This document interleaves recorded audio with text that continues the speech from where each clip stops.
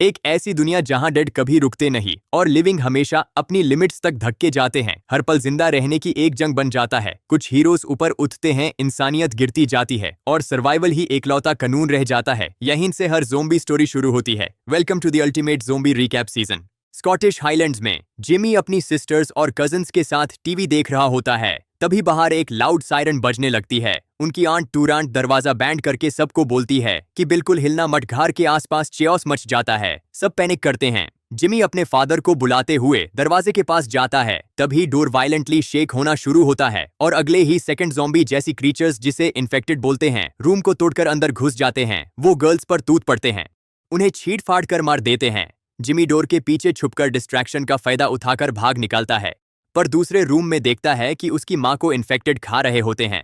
वो पूरे घर में दौड़ता हुआ अपने रिलेटिव्स को एक एक करके इन्फेक्टेड में टर्न होते देखता है। उनके बॉडीज ट्विस्ट होते हुए मॉन्स्टर्स बन जाते हैं। जिमी किसी तरह घर से निकलकर ओपन एरिया में पहुंचता है जहां और भी इन्फेक्टेड स्वॉर्म कर रहे होते हैं। वो जान बचाने के लिए चर्च की तरफ भागता है। शायद वहां उसके फादर मिल जाएं। प्रीस्ट कहता है कि ये डिजीज कर्स नहीं है बल्कि सेल्वेशन है, ये जजमेंट डे है। वो जिमी को अपना गोल्ड क्रॉस देता है और फेथ रखने बोलता है। तभी इन्फेक्टेड विंडोज तोड़कर अंदर क्रैशिंग करते हैं। जिमी भाग निकालता है पर उसका फादर रुक जाता है और क्रीचर्स को गले लगा लेता है। इन्फेक्टेड उससे तुरंत ओवरवेल्म करके ट्रांसफॉर्म कर देते हैं। ये सब कर्नेज रेज वायरस की वजह से हो रहा होता है, जिसे कॉन्टिनेंटल यूरोप यूके को आइसोलेट करके रोकने की कोशिश करता है। यूके एक वेस्टलैंड बन चुका होता है जहां सर्वाइवर्स को हर दिन फाइट करना होता है। आउटब्रेक के 80 साल बाद लिंडसफर्ने आइलैंड एक रारे सेफ जोन होता है जिसे टाइडल कॉजवे प्रोटेक्ट करता है। यहाँ स्पाइक नाम का लड़का अपनी पहली इन्फेक्टेड किलिंग लेसन की तैयारी कर रहा होता है। उसके फादर जाइमे ब्रेकफास्ट बना रहे होते हैं। तभी उनकी सिक वाइफ ईसा गिर पड़ती है। दोनों उसकी हेल्प करने दौड़ते हैं। उसका कंफ्यूजन और मेमोरी लॉस एक छोटी सी आर्ग्यूमेंट ट्रिगर करता है, फिर वो शांत हो जाती है। स्पाइक किचन में सैम से मिलता है जो उसे एक ब्रांड न्यू बो देता है। जब वो लोग बाहर निकालते हैं तो पूरा टाउन स्पाइक को चीयर करता है। गेट पर जेनी उन्हें रूल याद दिलाती है कि कोई भी बाहर जा सकता है, पर अगर वापस नहीं आया तो रेस्क्यू नहीं भेजा जाएगा। मेनलैंड पर पहुंचकर जैमे स्पाइक को पुरानी दुनिया की स्टोरीज बताता है जिसे स्पाइक मुश्किल से मानता है। वो लोग एक ब्रिज क्रॉस करके डेंस फॉरेस्ट में घुसते हैं, हर आवाज सुनते हुए डेंजर चेक करते हैं। तब उन्हें एक स्लो इन्फेक्टेड दिखता है जो ग्राउंड पर क्रॉल कर रहा होता है। उसकी बैक पर एक चीदिया बैठी होती है, बर्ड वर्म्स खा रही होती है। स्पाइक अपना बो रेडी करके इन्फेक्टेड के नेक में एरो मार देता है, यूज क्विक डेथ दे देता है, पर एक और इन्फेक्टेड पीछे से आ जाता है जिसे जाइमे एरो से खत्म कर देता है। नॉइज से और ज़ॉम्बीज अट्रैक्ट हो जाते हैं। जाइमे एक और को मार देता है। स्पाइक कहता है कि लास्ट वाले को छोड़ दो। जाइमे प्राउड होता है पर स्पाइक अंदर से डिस्टर्ब्ड होता है। वो आगे बढ़ते हैं वुड्स में वाइल्ड लाइफ देखते हुए। उन्हें एक अबैंडन्ड हाउस मिलता है जहां एक इन्फेक्टेड उल्टी पोजीशन में लटका होता है। उसके बॉडी पर स्ट्रेंज लेटर्स कार्व्ड होते हैं। उसके हेड पर सेक होता है। जैमे को लगता है कि इसे जिंदा पकड़कर बेड बनाया गया था। टर्निंग से पहले जैमे स्पाइक को कहता है कि इसे खत्म करो, पर इन्फेक्टेड की स्ट्रगल से स्पाइक डर जाता है। इन्फेक्टेड फ्री हो जाता है। स्पाइक पैनिक में एरो छोड़ देता है जो सीधा उसके स्कल में घुस जाता है और यूज इंस्टेंटली मार देता है। स्पाइक और जैमे आगे बढ़ते हैं। तभी उन्हें जमीन पर आधा खया हुआ एक जानवर मिलता है और जब स्पाइक ऊपर देखता है तो उसका सर और स्पाइन एक ट्री पर ऊपर तक इम्पाल्ड होता है। ये देखकर जैमे बहुत टेंशन में आ जाता है क्योंकि सिर्फ एक अल्फा इन्फेक्टेड ही इतना ब्रूटल काम कर सकता है। वो स्पाइक को बोलता है कि जल्दी से और बिल्कुल चुप रहकर आगे बढ़ो। ओपन फील्ड में पहुंचते ही उन्हें एक मैसिव इन्फेक्टेड होर्ड दिखती है जिसके बीच उनका टावरिंग अल्फा लीडर चल रहा होता है। यह देख फादर और सन वापस फॉरेस्ट में भाग पड़ते हैं। चेस बहुत टेरिफाइंग होती है, पर डेंजर में भी जाइमे स्पाइक को सिखाता रहता है कि मूव करते हुए कैसे शूट करना है और हार्ट या हेड पर ही किलिंग शॉट लगाना चाहिए। दोनों अबैंडन्ड हाउस की तरफ दौड़ते हैं, हर इन्फेक्टेड पर एरोज चलाते हुए जो उनके पीछे आ रहे होते हैं। फाइनली उन्हें एटिक का एंट्रेंस मिलता है। दोनों स्क्रैम्बल करके अंदर चढ़ जाते हैं और इन्फेक्टेड रूम में फ्लड करने से थोड़ी देर पहले ही एंट्रेंस सील कर देते हैं। आवर्स गुजारते हैं पर अल्फा वहां से जाने को रेडी ही नहीं होता। जैमे समझाता है कि अल्फास ज्यादा बड़े, ज्यादा फास्ट और ज्यादा स्मार्ट होते हैं। उन्हें मारने के लिए डोजन्स एरोज चाहिए जो अब उनके पास नहीं है, इसलिए चुप रहना ही बेस्ट ऑप्शन है। स्पाइक अपने मिसेज और हेजिटेशन के लिए गिल्ट फील करता है, पर जाइमे उसे अश्योर करता है कि उसने पहली हंटिंग के लिए बहुत अच्छा परफॉर्म किया। रात में उन्हें दूर एक क्वारंटीन पेट्रोल की लाइट दिखाई देती है और दूसरी साइड होराइजन पर एक मिस्टीरियस फायर स्पाइक की नजर पकड़ती है, पर जाइमे एक्सप्लेन करने से बचता है। जब स्पाइक सो जाता है तो उसे अपनी माँ के ड्राउनिंग और क्रीपी स्ट्रक्चर्स में फंसे होने का नाइटमेयर आता है। जाइमे उससे जगा देता है क्योंकि पूरा हाउस शेक हो रहा होता है और टूटने वाला होता है। दोनों बाहर भागने में कामयाब हो जाते हैं क्योंकि घर पूरा कोलैप्स हो जाता है। जाइमे जानता है कि ये नॉइज माइल्स डोर के इन्फेक्टेड को अट्रैक्ट करेगी, इसलिए दोनों घर की तरफ स्प्रिंट करते हैं। कॉजवे पर पहुंचकर देखते हैं कि हाई टाइड से वो डूब चुका है, पर उतना शैलो है कि क्रॉस किया जा सकता है। जैसे ही दोनों पानी में से गुजरते हैं, बर्ड्स का बड़ा फ्लॉक ऊपर से उठता है और अल्फा कॉजवे पर उनके पीछे दौड़ पड़ता है। स्पाइक बार स्लिप होता है, पर जाइमे यूसे हर बार उठा देता है। दोनों फुल स्पीड में शोर की तरफ भागते हैं। जाइमे गार्ड हाउस की तरफ विस्टल ब्लो करता है और चिल्लाता है कि फायर करो। आर्चर्स अल्फा को इल्यूमिनेट करके एरोज मारते हैं। क्रीचर स्लो होता है, पर फिर उठकर दौड़ पड़ता है। फाइनली एक फ्लेमिंग एरो उससे गिरा देता है, इतना कि जाइमे स्पाइक को गेट के अंदर खींच लेता है। जेनी उन्हें टेंस मोमेंट के लिए बाहर ही वेट करवाती है, इंश्योर करने के लिए कि वो इन्फेक्टेड नहीं है। फिर उन्हें अंदर लेती है। फीस्ट में कम्युनिटी स्पाइक के फर्स्ट किल के लिए चीयर करती है। जाइमे पूरा एडवेंचर सुनाता है, पर स्पाइक डेथ सेलिब्रेट करने में अनकंफर्टेबल फील करता है। जब लोग यूज चेयर पर उठाकर अल्कोहल देते हैं, तो वो ओवरवेल्म्ड होकर बाहर भाग जाता है और वॉमिट करता है। तभी वो देखता है कि जाइमे एक दूसरी वुमन के साथ चुपके मिल रहा होता है। स्पाइक को शॉक लगता है कि उसका फादर अफेयर में है। वो चुपचाप घर लौट जाता है। सैम ईसा का ख्याल रख रहा होता है। स्पाइक अपनी जर्नी का कुछ हिस्सा बताता है और फायर के बारे में पूछता है। सैम बताता है कि शायद वो डॉक्टर केल्सन होगा। जाइमे उसका नाम सुनना पसंद नहीं करता।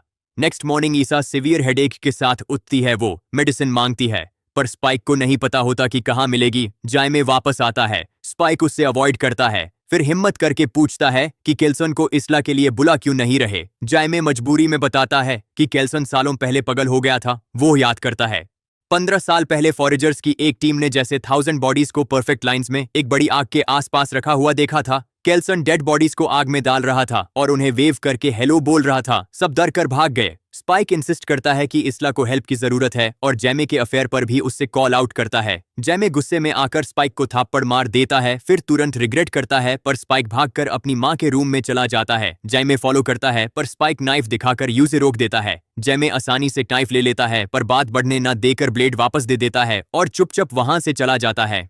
कुछ देर बाद स्पाइक एक बर्न को आग लगा देता है, फिर गार्ड्स के पास दौड़कर कहता है कि पूरे टाउन को आग बुझाने में मदद करनी होगी और प्रॉमिस करता है कि एडल्ट्स के जाते ही वो वॉच रखेगा। जैसे ही सब चले जाते हैं, स्पाइक इसला को गेट से स्नीक कर देता है और कॉजवे पर लेकर मेनलैंड की तरफ निकाल पड़ता है। इसला को जैसे ही पता चलता है कि वो लोग कहाँ जा रहे हैं, वो पैनिक करने लगती है। जाइमे और अपने फादर को पुकारने लगती है, पर स्पाइक यूज शांत करता है, कहता है कि डॉक्टर सब ठीक कर देगा। पूरा दिन चलने के बाद उन्हें एक अबैंडन्ड बिल्डिंग मिलती है, जहां वो रात बिताने का प्लान बनाते हैं। इसला रेस्टलेसली गार्ड रखती है, स्पाइक को जगाकर आउटब्रेक से पहले की स्टोरीज बताती है और बोलती है कि स्पाइक बिल्कुल उसके फादर जैसा दिखता है। बातें ब्लर होने लगती हैं।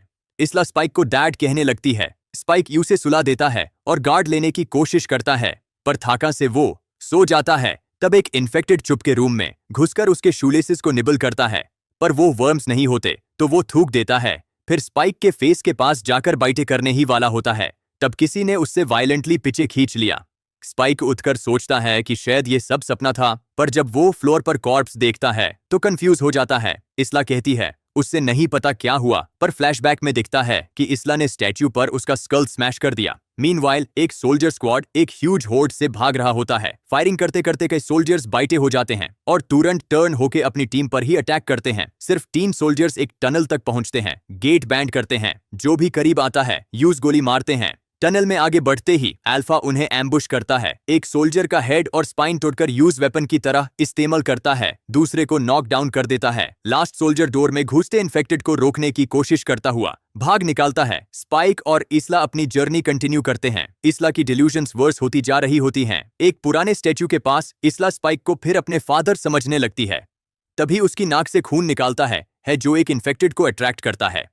स्पाइक एरो से उससे तुरंत मार देता है, फिर जल्दी से उसका ब्लड इसला की फोरहेड से वाइप कर देता है ताकि वो टच न करे थोड़ी देर में, और इन्फेक्टेड स्वाम करने लगते हैं। स्पाइक फुल स्पीड में इसला को लेकर भागता है। कोई भी नजदीक आता है तो वो एरो चला देता है। फाइनली वो एक गैस स्टेशन पहुंचते हैं। डोर तोड़ने में स्ट्रगल होती है, पर अंदर घुसते ही टॉक्सिक फ्यूम्स उनकी लंग्स जलाने लगती हैं। तभी इन्फेक्टेड पीछे से तोड़कर आ जाते हैं। दोनों आइजल्स में दौड़ते हैं। स्पाइक जो भी चीज मिलती है उन्हें मॉन्स्टर्स पर फेंकता रहता है, पर क्रीचर्स उन्हें डेड एंड पर ट्रैप कर देते हैं। तब सीलिंग हैच खुलता है। सोल्जर एरिक उन्हें अंधार छुपने बोलता है। वो इन्फेक्टेड पर फायर खोलता है। बुलेट्स फ्यूम्स इग्नाइट कर देती हैं और एक मैसिव एक्सप्लोजन होता है जिसमें सारे इन्फेक्टेड जलते और तड़प कर गिर जाते हैं। इसला और स्पाइक हैच में होने की वजह से सेफ बचे रहते हैं। फ्लेम्स सेटल होते ही वो बाहर निकलते हैं। इसला पेन की वजह से वॉमिट करती है।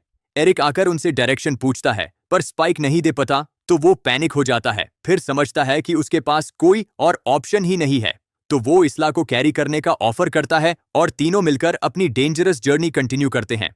कुछ घंटों बाद तीनों रुककर एप्पल्स खाते हैं। एरिक अपना फोन चेक करता है पर ना सिग्नल होता है ना बैटरी बची होती है। स्पाइक ने कभी फोन नहीं देखा होता तो एरिक यूज दिखाता है कि फोन कैसे काम करता है। अपनी गर्लफ्रेंड की फोटो भी दिखाता है जिसका प्लास्टिक सर्जरी वाला फेस देखकर स्पाइक कंफ्यूज हो जाता है। उससे लगता है वो अजीब लग रही है। तभी फोन की बैटरी मर जाती है और एरिक गुस्से में फोन फेंक देता है। तीनों आगे चलते हैं। तब इसला एक अजीब सी आवाज सुन के लड़कों से आगे निकल जाती है।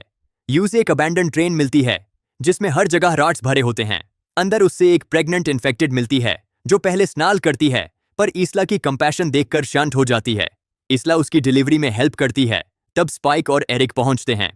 इसला स्पाइक को बोलती है कोड कट करो और न्यूबॉर्न को क्लीन करो। स्पाइक ये सब करता है।